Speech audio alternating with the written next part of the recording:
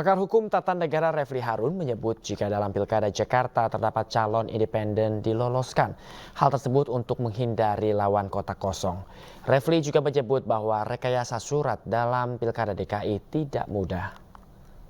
Lawan kota kosong, semua yang anti kemapanan, anti kekuasaan, anti kimplas, anti pembelian semua partai politik, itu akan berkumpul di kota kosong. Ya, okay. Terlalu berisiko lah katakanlah. Ya, karena kota kosong nggak ada ideologinya. Bisa kalah nanti. Pokoknya si dia kumpul kota kosong dan bisa kalah. Ya. Tapi kalau misalnya, saya tidak mengatakan Dharma Pongrekun itu calon boneka. Bukan. Ini adalah calon yang fortunately ada, ya. Tiba-tiba kok untuk menghindari kota kosong, makanya diloloskan dalam tanda kutip ya. Dalam tanda kutip. Okay. Ya.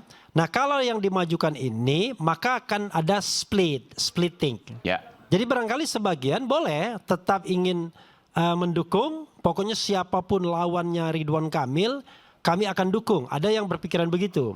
Tapi ada yang berpikiran, waduh, lihat dulu dong. Dharma Pongrekunnya lama-lama mereka berpikir dengan rasionalitasnya. Kalau begitu ya saya pilih Ridwan Kamil aja daripada saya nggak jelas Dharma Pongrekun. Atau saya golput aja.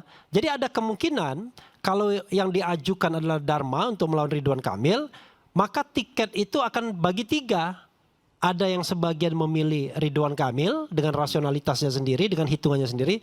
Ada sebagian yang golput, ada sebagian ke Dharma Pongrekun. Itu bicara linearnya. Oh iya, terlalu polos begitu kan. Dan politik nggak akan polos seperti itu. Bukan begitu. Saya bicara analisis yang masuk akal justru. Karena kalau seandainya misalnya let's say Anies ngomong pilih Dharma Pongrekun, belum tentu juga diikuti orang lain. Karena orang tetap akan melihat siapa sosok yang akan dimenangkan tersebut. Nah, karena itu saya mengatakan ini kan rasionalitas kimplas. Mungkin mereka menganggap lebih baik kita lawan Dharma Pongrekun ketimbang lawan kota kosong. Baik. Lawan Anies sudah pasti. Kedua, kenapa Ridwan Kamil yang dimajukan bukan misalnya Kaisang misalnya? Karena to some extent Ridwan Kamil ada juga yang namanya elektabilitas. Ya kan? Minimal dia cuma kalah dengan Ahok dan kalah dengan Anies. Ahok dan Anies nggak ikut bertanding.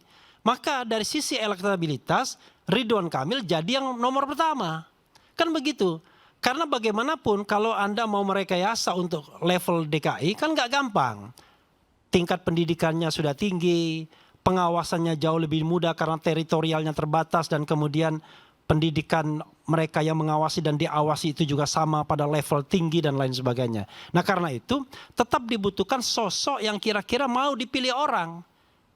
Ridwan Kamil lah paling jagoan di Kimplas, nggak ada yang lain, ya kan? Dan lawannya lemah menurut. Dan lawannya secara teoritis elektabilitas lebih di bawah, popularitas jauh di bawah, ya kan? Isi tas itu di bawah.